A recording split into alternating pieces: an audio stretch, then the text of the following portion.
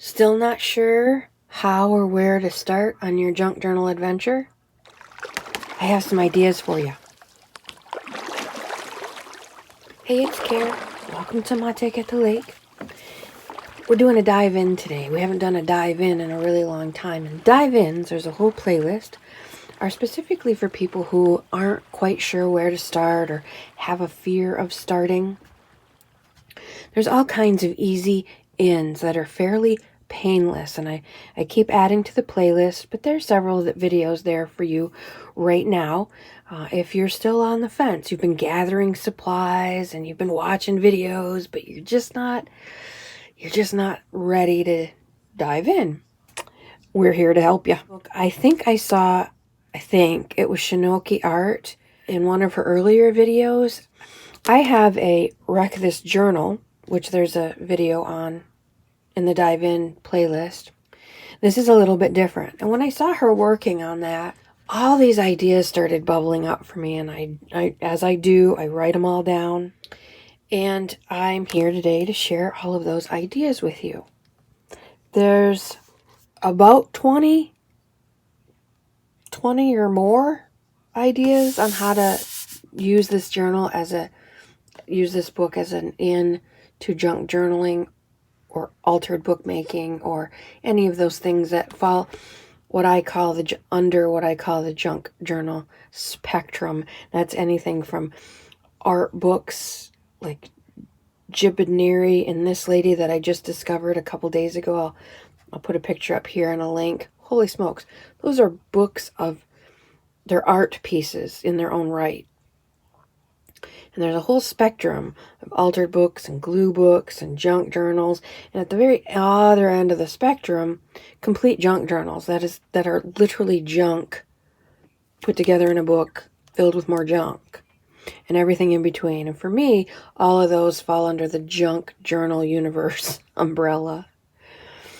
So no matter what you're trying to get into in that venue, these ideas are to help you get off the fence and make something fun. First thing is, of course, just follow it. Just get the book. I got it on Amazon. I can't remember if I got it new or used. Got it used. And it has a little bit of wear, and I don't even know if I did that spill or if it came like that, but otherwise the pages are clean. So it was used almost like new. Might be $13 and I might have paid $5 or $6. So you can find it used.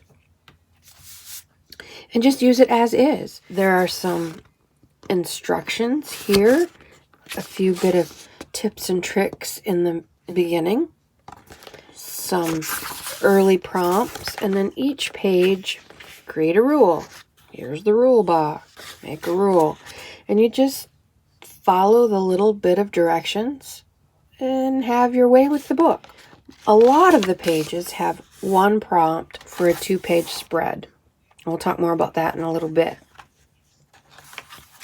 This one, here's the rule and here's the rule box. So this is a one prompt for a 2-page spread. So that's easy peasy. Get the book and follow it.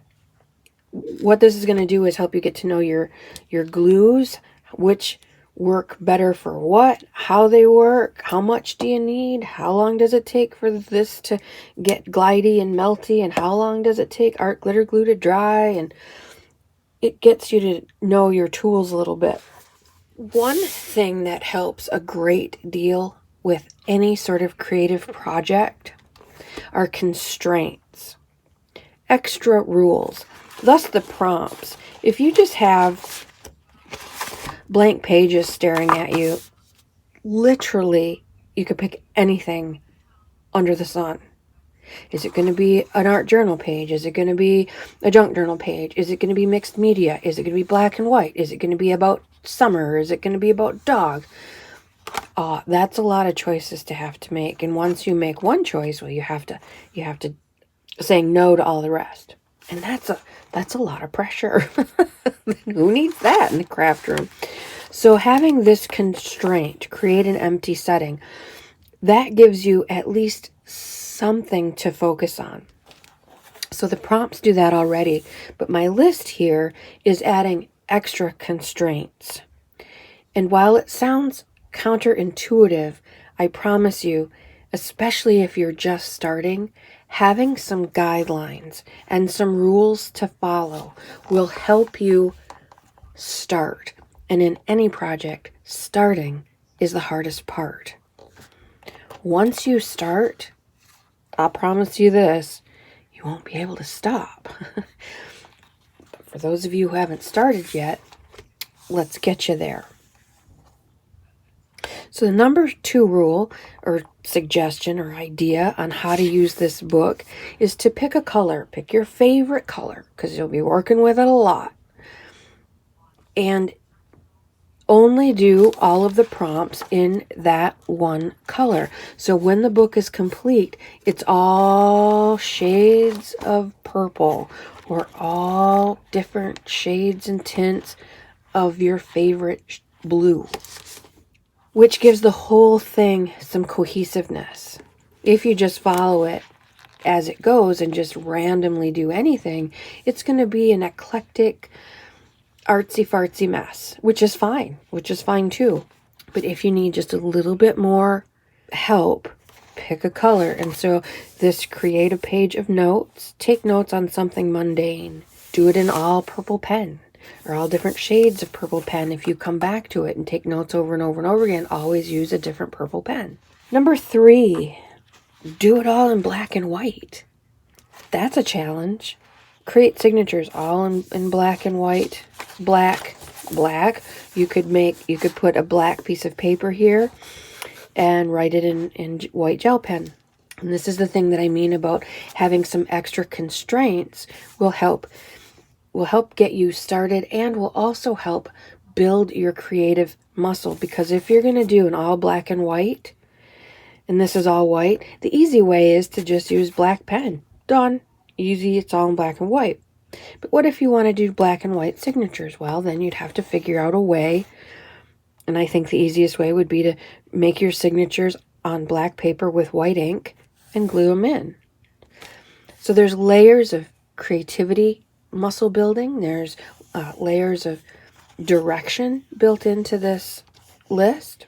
I said do it all in black and white. You could also do it all in vintage, all in shades of brown and cream. And since this is a bright white book, I mean, you can tell this is craft color and this is a pretty stark white book. If you were to change this all to vintage, that would be another challenge.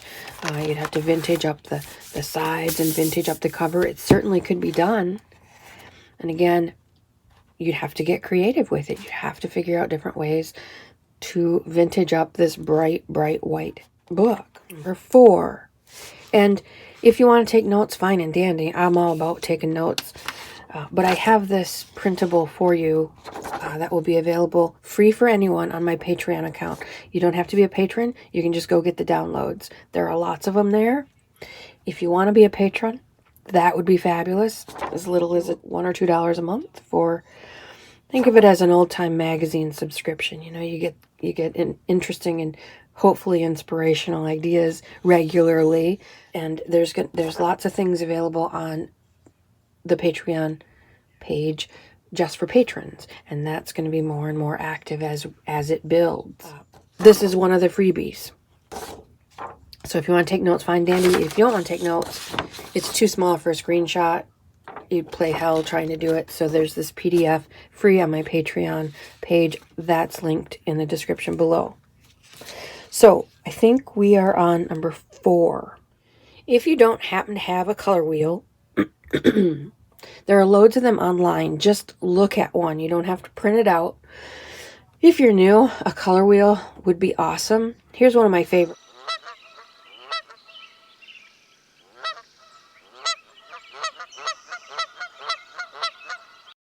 Number 4 is colors that are next to each other on the color wheel.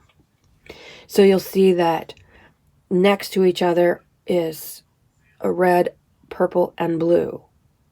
Or blue, yellow and green, red, yellow, and orange. There's all different kinds of combinations. It gives you a little more leeway. It gives you some more flexibility. They just sort of sing when they're together. One that's not on this list, so take note, is you could use complementary colors because they complement each other. Those are the opposite on the color wheel. So blue and orange, I have a short about how to remember this. Blue and orange of the sunset are complementary. They're direct opposite each other on the color wheel. So they'll tone each other down. If you need to tone down a blue, add a drop of orange, and vice versa. If your orange is too bright, add a drop of blue. Purple and yellow, think Easter egg colors. Purple and yellow complement each other. And red and green. Think about Christmas tree, red and green. So Easter, Christmas, and the beach. Or Easter, Christmas, and the sunset. Easter, purple and yellow. Christmas, red and green.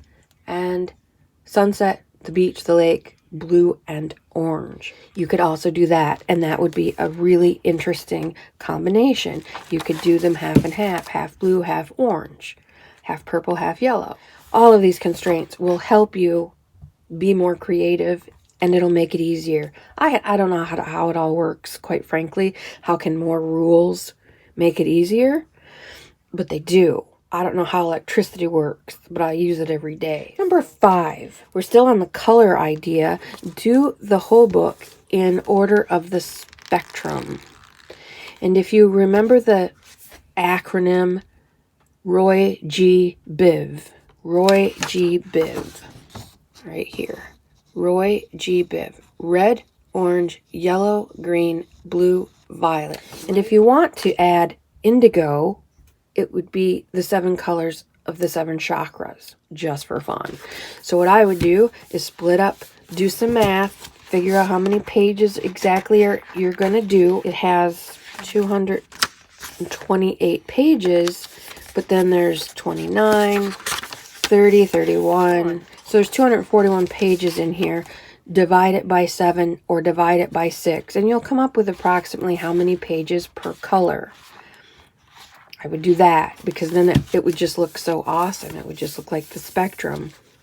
You can randomize it. Just use those 6 or 7 colors and have them random throughout the book. That's an option too. We're leaving color for a little bit, and we're going to say, do the book entirely junk journal style. So create a pet. Make this page into a pet, and don't forget to give it a name. Well, then if we're going to do it junk journal style, we might take a dog picture out of a magazine or a bird picture out of a napkin and embellish it as if it's a junk journal. If you're going to do the whole book in junk journal style, well, that means layering and using different pieces and different papers and different textures and different colors. You could also, of course, pick, if you want to do all purple junk journal style, by all means. If you want to do all vintage junk journal style, by all means. All of these can be mixed and matched to whatever speaks to you, whichever of these ideas makes your heart sing and you can't wait to order the book. I'm not an affiliate. I don't know this person. I'm not an Amazon affiliate. I make nothing if you buy this book, in other words. You could do it all junk journal style. Number 7, do it all glue book style. Glue book is different from junk journal in that glue booking is just that. Gluing stuff to a page. Maybe some layering. Maybe some collaging. But it's not formal collage per se. And in junk journals, there's pockets and flips and tags and tucks, and you can do all of those things in this book. Glue book's a little bit simpler, and I think if you've never done any of these books before and you're looking for an easy way in, a glue book, this book, or just a composition book. I recently got these beautiful little half composition books from Amazon. I think they were $8, and they're just half size. They're just little guys. If you want to start a glue book, this one's blue, maybe everything blue sky, everything blue water, maybe it's all, maybe it's the blues. You can start collecting images from magazines and newspapers and books and all kinds of papers, gum wrappers if they're blue, if they fit your theme, whatever your theme is. But a glue book is a really, really great into junk journaling. Because again, it gets you to understand how it all works, how your tools work. What is your style? What are your preferences? Helps a lot. So, junk journal style number 6, a glue book. The whole thing could be a glue book, but follow the prompts. Create a collection. There are lots and lots of videos about glue book collections. Caged Fish is fantastic with her collection books. You just sit in awe and look at something so simple as gluing things to something else can be so beautiful.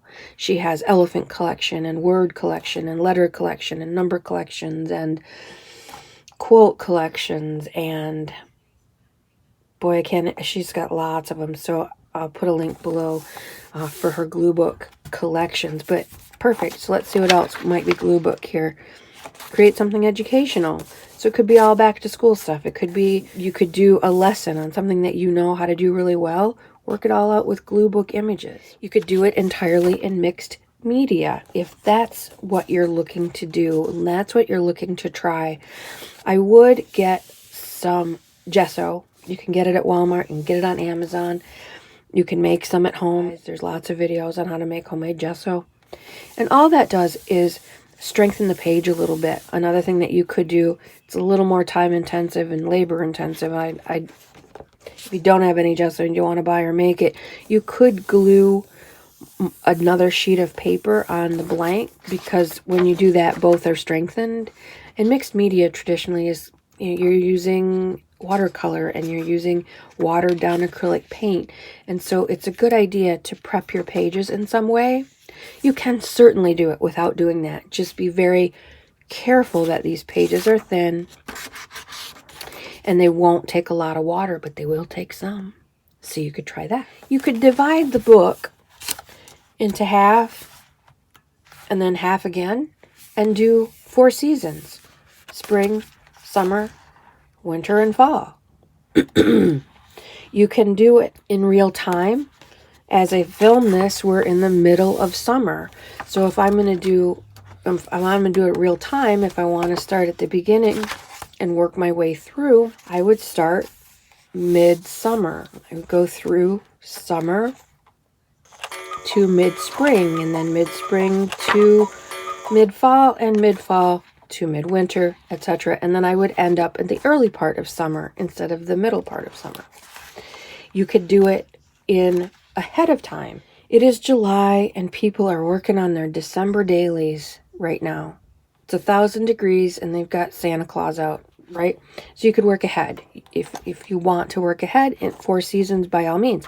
Maybe you want to do a year in review and do it backwards. How was your last year? And just do it as a year in review. That's another option. You could pick your favorite season and do the whole thing in autumn or summer. You could certainly do that. And then it would be all the colors of autumn or all the colors of summer. And each prompt would create smudges. If you're going to do smudges, if you're focusing on your favorite season happens to be fall, then they'd be all smudges of fall colors, autumn colors, the burgundies and the golds and browns and deep greens and whatever fall colors mean to you. You could use it as a Scrapbuster. Let's say you're doing other paper crafts or you're doing any kind of paper craft. At the end of it, you always have a pile of scraps. Well, then you could pick something in your book and use those pile of scraps instead of having to find them a home. Organize them, separate them, put them where they belong. Just use them up. Keep this book out on your desk and use it as a Scrapbuster. Create a pair, draw a set of twins. Well, you didn't have to draw it. You could cut them out of your paper scraps. You could make twin pages. You could make twin projects with your scraps. So this could be a great scrap busting tool. Most helpful in that sense if you keep it out so that it's always ready. When you have a pile of scraps from whatever you just did, put them in your book. You could use this as like I'm doing with my kitchen pages. I'll put a link to that below as well, because that's another easy in. It's collecting and using the stuff that goes through our hands every day. Receipts, coupons, lottery tickets, junk mail, bubblegum wrappers, food packaging. We handle a lot of stuff. And just because it's not 200 years old doesn't make it any less beautiful. Makes it a little less cool because it's ours and it's current than a soup label from the 1900s. But it's still pretty cool, and they come together nicely. So you could use this with your own ephemera. Just get a little shoebox together and start putting all of your daily stuff that you normally would throw away into a box with this and a glue stick, and then follow the prompts. Create a progression with your own daily ephemera. If you're looking to build skills, let's say you want to sketch better. Let's say you want to learn how watercolor works or do watercolor better. You can use this as a skill builder. So let's say you want to collage better. You would follow the prompts, create a fantasy home in a fantasy location, and answer this prompt, do this prompt via collage. That will build your collage skills a little bit every time you use it. Create a collection. You could do a background collage and then a collection of the stamps you get on your mail or stamps you have in your stash. Postage stamps. Could be a collection of rubber stamps. Create your collage background first and then your collection of rubber stamps. My friend Leanne got me a great collection of dog rubber stamps. All things pet. There were a few things cat. Most of them were dog. So I could collage the whole this, and if I'm doing collage and dogs, well, then I could do my collection of my dog stamps. You, again, do all watercolor. This is not watercolor paper. It's not going to take a lot, but that will teach you constraint with water. It'll teach you how much water do you need to make marks on this thin paper without making pulp. So it will teach you a lot. It'll teach you how colors mix. Although cheap paper will gray down your brilliant watercolors, so if you spent the money on really good watercolors, they'll still sting a little bit, but cheap paper has a lot of filler in it, and that filler will gray down even the best of paint. Sad fact, but it's true. That's not to say it won't be bright. So use it as a skill builder. If you want to build all the skills, then again, do it in quarters.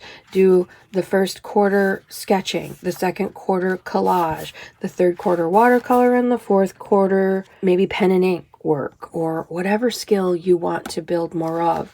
And again, you can cross-pollinate. If you want to draw dogs better, create patterns, fill in this page with patterns. And you want to sketch better, you want to draw dogs better. So you're going to use this as a sketch skill builder, but you want to focus on dogs. Create patterns. Create different fur patterns. What are all their noses look like? All their little noses have different patterns and different textures. So you can create dog patterns. Number 16 is, and I kind of touched on it. I thought I already did it, but I didn't. Pick a theme, a subject theme, like dogs, or like your favorite season, or art supplies, or windows to the world. Pick a theme or a subject and fill it with, so let's say I pick dogs, because I always pick dogs. Create nonsensical creatures. Well, they'd all be different kind of dogs. They'd all, be funny, nonsensical dog critters. If I wanted to sketch them, I could do that.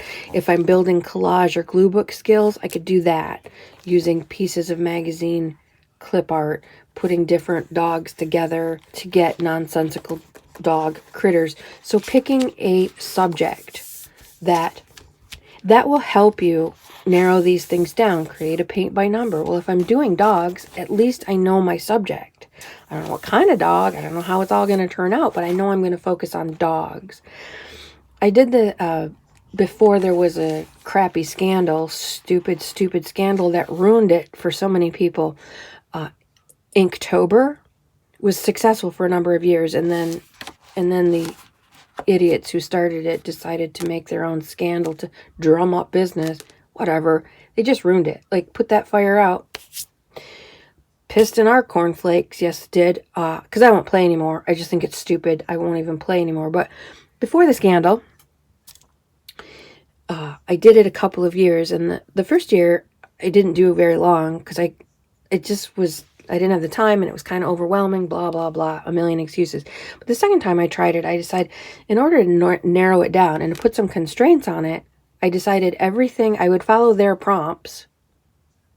Inktober, do a pen and ink work every day in October, following their prompts or your own prompts or whatever. As long as you're putting ink to paper every single day, that was the idea. I would follow their prompts, but my focus was feathers. Whatever I had to do. So I did fish flies, I did feathers floating, I did ghost feathers, I did rainbow feathers, I did pattern feathers. One of the prompts was building, and I couldn't think of anything. And so I did something non-feather-like, but then as soon as that was done, I thought, feathers, birds build nests with, often there's feathers stuck in the nests. So then I did part 2 on that. So having a subject throughout will help. Or you could have a theme throughout. Here's a good one for if we're going to do seasons. But let's just say we're picking a theme. It could be steampunk. It could be bohemian style, boho as it's called. It could be vintage style. It could be Western style. It could be travel style. There's all kinds of different styles that you could pick. Pick one and do that for every prompt. Or a different theme. We talked about seasons. We talked about dogs. Could be a zodiac theme or the theme of the sea. Rather than just one subject like dogs or seahorses, it could be the theme of the sea. So there might be some seahorses, there'd be seashells, there'd be water, there'd be starry skies because men at sea used to use the stars to navigate. I mean, as far as your imagination will let you go. And I encourage you to stretch that imagination. List out your ideas. And the more you list your ideas, the more ideas will come. And it's just like any other muscle. The more you use it, the stronger it becomes. The more flexible it becomes. And the more flexible and strong your creative muscles are, the better for you. This stuff will start coming to you as second nature. You won't have to think so hard about it. It'll be automatic. Remember when you first learned how to drive? How you had to concentrate and gas and brake and left turn, right turn, parallel parking. What's that guy doing? What's the stop sign? What does that sign mean? How do I use the roundabouts? Oi. And now you don't even think about it, right? You just drive over time with practice. That's what this kind of work does for your creativity. Number 18, use all the ugly stuff that you've collected. A lot of times when we do hauls, we'll get a bag full of goodies because there's a purple something or other or a shiny blue something. But we'll get a lot of stuff we don't really like in with that bag. Or even when you buy a pad of scrapbooking paper, there's many that you love, but there are some that you go, nah, I don't think so. It's too loud or it's too bright or it's not my color or I don't like it for any kind of reason. Gather up all that ugly stuff and fill this book with that. That way you're not wasting anything. You wouldn't be wasting it anyway, but that way you're not using your precious stuff, the things that you're just, I want to use that purple and that shiny blue for my beautiful perfect journal, which there's no such thing, but well, some people seem to be able to do it. Instead of using your precious stuff to start with, because remember, this is all about diving in and getting started, use your ugly stuff. And I have an Ugly Betty video, another dive in video that's all about how to make a junk journal with your ugly stuff, with stuff that you just think, isn't that cool? Use your ugly stuff to fill this kind of book. Number 19. Another in is Wreck-It Rita. She's a try me. She's my experimental journal. When I think, will this work? I try it on her first. before I ruin the journal that I'm working on. And I'm glad, because some things just did not work at all. But I didn't wreck the journal I was working on. I wrecked Wreck It Rita, which is her whole purpose for existing. So you could use this as a Wreck It Rita journal. Create plans for a building. Draft up some plans. So you're going to use that as a prompt. But if you're trying to collage, experiment. Make a building with collage. Can it look like a collage on a building? Can you make this work? So it's all an experiment. So use this as a Wreck It Rita style try me book. One of the most often asked questions of junk journaler is, what do you use it for? And by definition, it's a junk journal. So it kind of leads you to think that you should write in it. You don't have to write in it. You could just keep filling it with junk, because it's also a junk journal. So you don't have to write in it. But for those of you who want to write in the beautiful journals you collect, create, and collect, use this instead of as an art prompt book. Use it as a writing prompt book. So you could decorate it minimally, just outline the pages in washi tape, and create a collection. You could create a collection of your favorite quotes. You could create a collection of your favorite words. You could create a collection of your favorite memories. Just get in the habit of writing things down. You could fill the pages. You could washi tape a grid, and that could be your collection. What are you collecting that day? Is it words? Is it memories? So there's all different kinds of ways to read into this. Create a symbol. Come up with an original symbol and draw it here. And then write about what it means. So there's your creative artsy fartsy part, but then write about what it means. Do more writing than arting.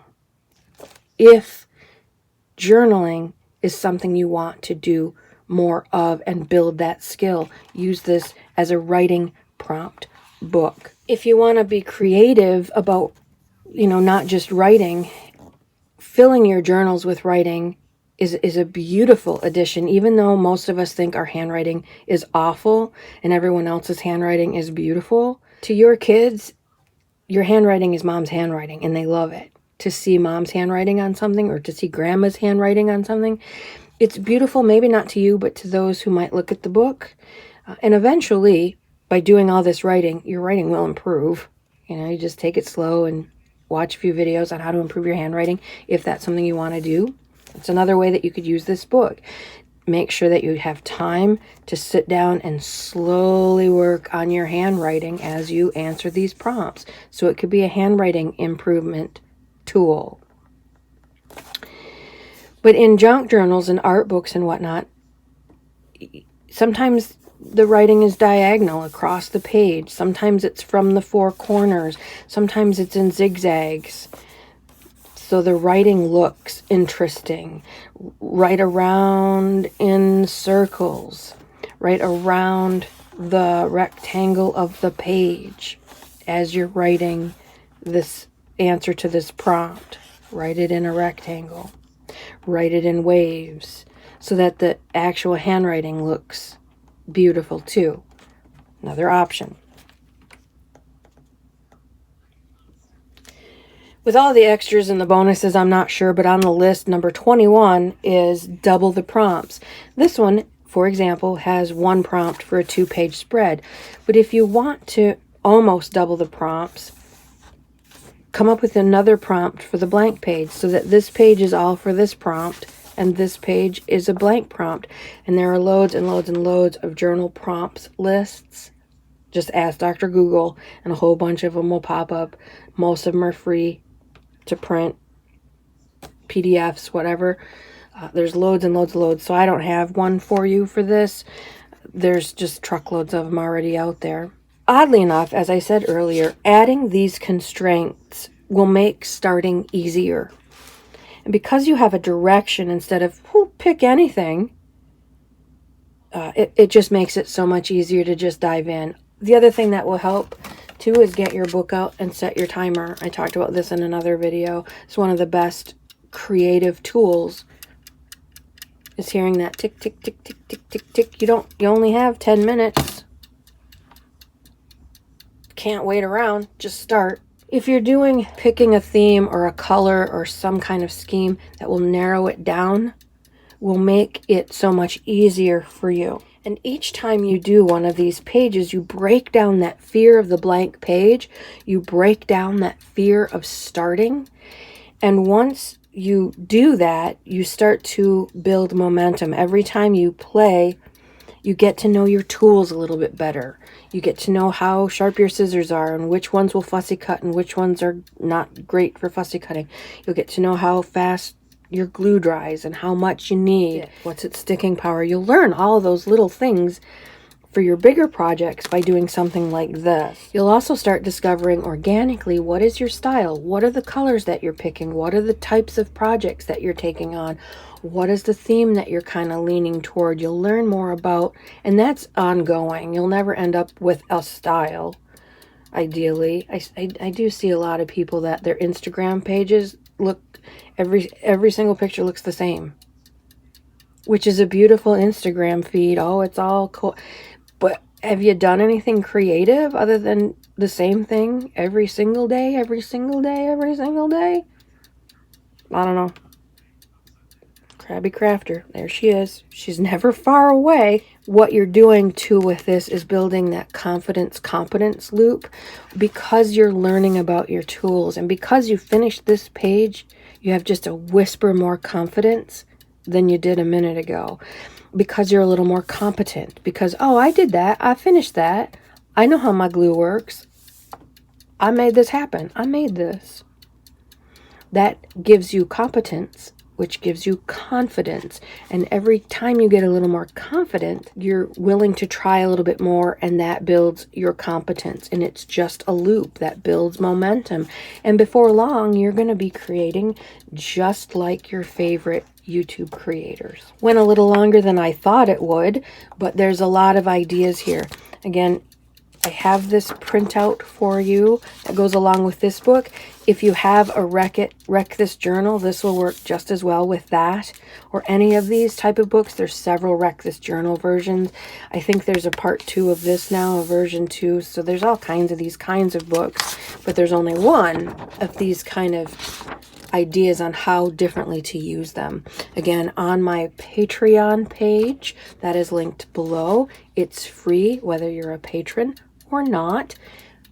But I would love it if you became a patron. That would be such a huge help. But I'm not here to tell you what to do. Thank you for hanging out. Let me know. I've been on Instagram a little bit more lately, so if you do some stuff like this or you start, I'd love to know. Tag me, my Take at the Lake on Instagram. I'm not there a lot, but when I'm there, I'd love to see you. Until we meet again, you have a lovely, lovely crafty day.